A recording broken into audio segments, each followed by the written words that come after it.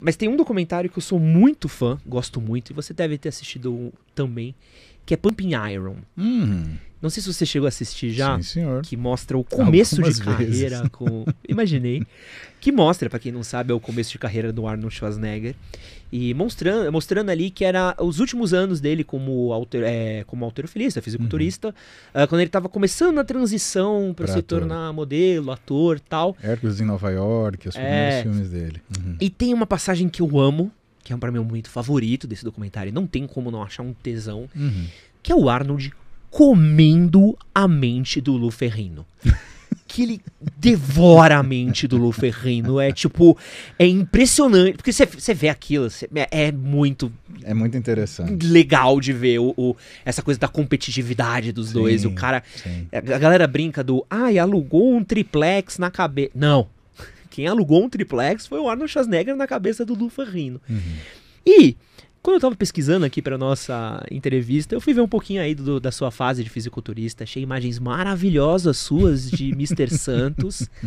Quero falar que aquele seu corte de cabelo é a coisa mais final dos anos 90 que existe. Ah, com certeza. Que escutando o Rock 7 ainda. O bronzeado, mostrei. Falei, meu amor, eu vou entrevistar esse moço daí. E ela falou, meu Deus, olha o bronzeado do cara. Como é que ele ficou dessa cor? Como é que chega nessa cor daí? E como é que era essa competitividade em vocês no fisiculturismo? Rolava essa coisa de você tentar abalar a confiança do cara? Porque você tem que subir ali no palco confiante. Vocês tinham essa troca ou era uma coisa mais respeitosa? Não, eu lembro muito bem, assim, na realidade era uma coisa muito amistosa, né? Porque quando você sobe no palco numa competição de fisiculturismo, você está extenuado, seu físico está desidratado. A única coisa que você sente é cansaço, dor e você quer que aquilo acabe. Porque não é uma competição de função, é uma competição de forma.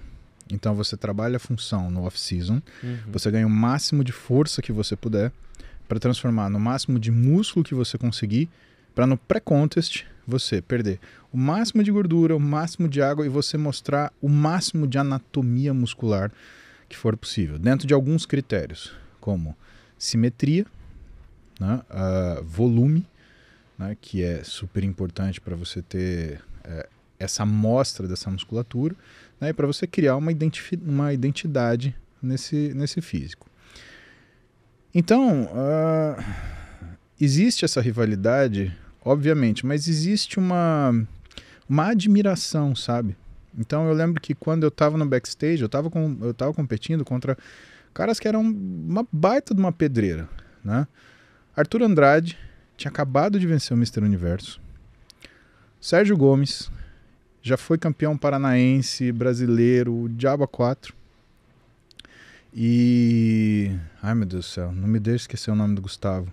Gustavo Alegrete, que também já tinha ganhado tudo. E eu estreando ali. Eu tinha 3 caras que já foram campeões dentro de uma mesma situação. E sabe o que aconteceu? Os 3 vieram falar comigo. Ô, beleza, te conhecer, muito legal o teu físico. Pô, que bacana. O Arthur chegou pra mim e falou, e o Arthur ele treinava na Companhia Atlética, onde eu treinava na época também. Não é porque a gente competiu que a gente vai ser inimigo, né? Quer dizer, eu acho que ele achava que eu era um moleque tonto, assim, né? E, pô, ele é um cara que eu sempre admirei, né? E que, de certa forma, eu observava ele treinar e eu falava, cara, eu tenho que treinar desse jeito. Porque uma coisa é você saber o que você tem que fazer. Outra coisa é você entender no nível que você tem que fazer isso. Né? E esses caras treinavam muito forte. Né? E, pô, no backstage, eu tava tirando foto com o Sergião. Ô, Sergião, vamos tirar uma foto comigo, cara? Que legal. Era assim. Então, existe uma admiração inegável, Ed, e que é bacana do fisiculturismo.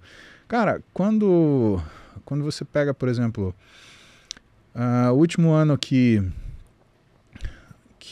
o Jay Cutler venceu foi 2009, né? Em 2010 o Phil Heath venceu, e o Phil Heath ele já vinha competindo há muito tempo, né? E assim, ele tinha um físico que o próprio Jay Cutler já tinha elogiado algumas vezes, né? Falando, cara, esse cara tem um braço que é magnífico, ele pronto vai ficar fora de série. E quando o Phil Heath venceu, o Jay ficou feliz e deu os parabéns para ele. Que da hora. Sabe por quê? De certa forma, você carregar uma coroa, ela tem um peso. E o teu adversário, quando ele tem valor, ele ajuda você a carregar esse peso e ele ajuda você a não estar sozinho.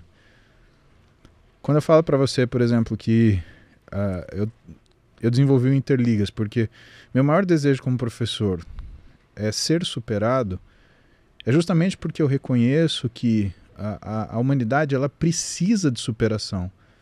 Senão a gente não está evoluindo. Cara, que mesquinhez intelectual seria a minha se eu quisesse que as pessoas sempre fossem um pouco piores do que eu. Isso não faz sentido.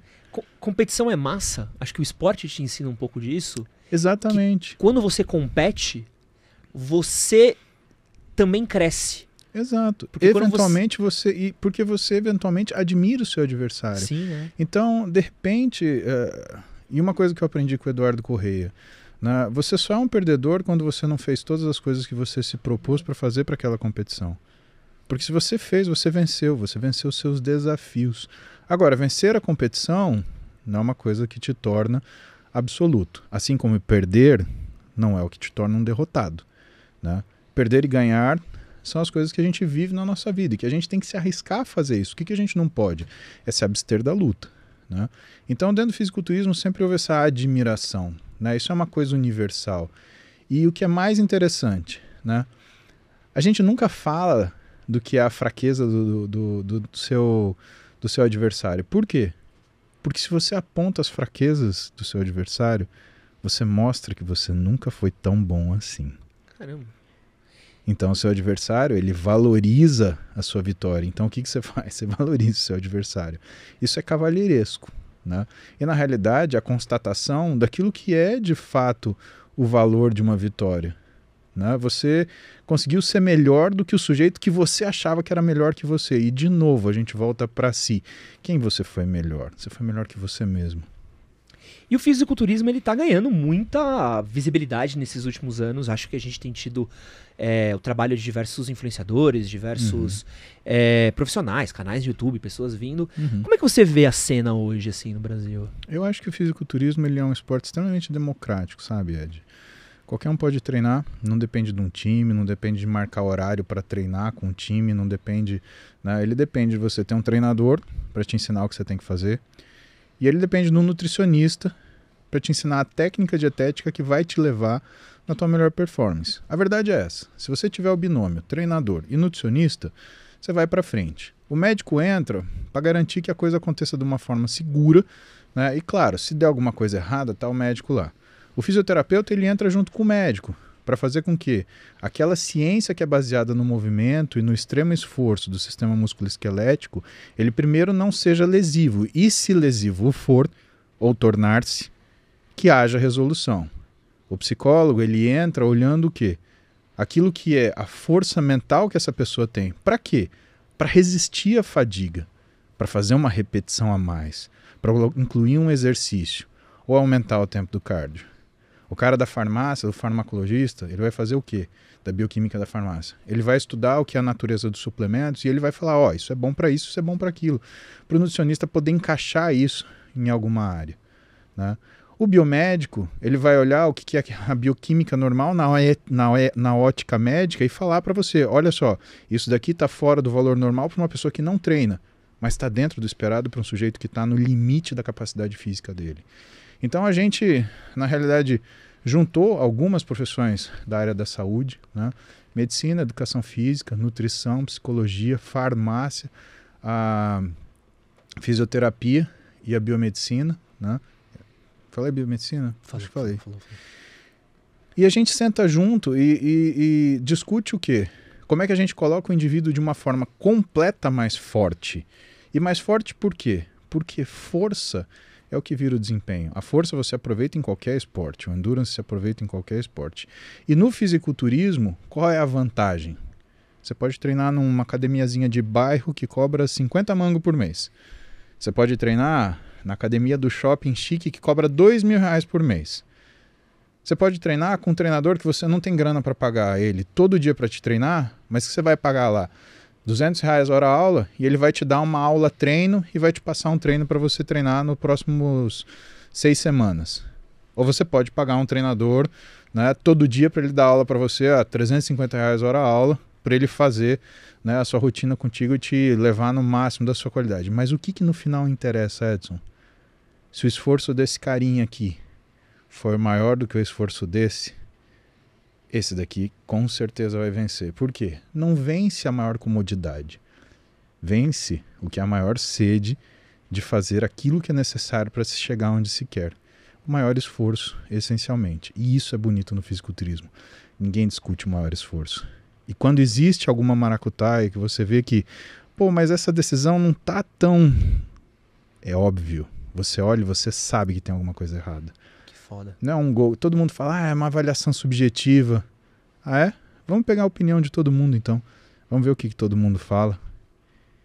Então, também não é um esporte que permite que você invente muita opinião. Olha, tá faltando isso, tá sobrando isso, o cara aconteceu isso, a menina sobrou aquilo. Não é. Todo mundo sabe. E isso é coroado hoje, porque alguns campeonatos, eles nomeiam o que é o campeão do povo. Quem que as pessoas consideram como vitorioso? E que não dá para você fazer isso, por exemplo, num jogo de futebol. Foi vitorioso quem marcou gol, né? Principalmente se o juiz teve que anular algum. Tem uma parada que eu acho fantástica, não sei se você já viu, que é o Parque Ibirapuera. Acho que você deve conhecer o Parque do Ibirapuera. Sim, senhor. Tem um cantinho no Parque do Ibirapuera que é onde a galera treina halterofilismo. A galera tem uma academia que é feita só de barras. E antigamente, quando eu ia correr no Ibira a gente mais chama novo, dos Flintstones. que eram uns baldes de cimento que a galera botava. Hoje em dia tá um pouquinho mais profissional, são uns tijolos com cimento agora. Tem umas rodas. E eu tava passando com minha namorada esses dias e eu falei pra ela, pô, você já viu onde a galera treina musculação aqui? Ela, não, vamos lá dar uma olhada pra você ver. E ela falou, mano, os caras tão levantando uns baldes de cimento, umas rodas. Eu falei, porque funciona e você vê que a galera treina. E eu acho tão do caralho você ver a galera ver com performance e essa coisa da gente ver essa cultura da academia cara, academia com os aparelhos do ano, academia com não sei o que, não sei o que lá. E tu olha uma galera treinando, levantando tronco. Lembra? A galera tem uns coisas de madeira. Isso é tão foda, eu acho isso tão... Sempre que eu vejo aquela galera, eu tenho uma admiração muito grande. De olhar e falar assim, puta, que foda, sabe? Tipo, e é quase uma praia de paulista, porque tem rico, tem pobre, tem todo mundo treinando junto, né?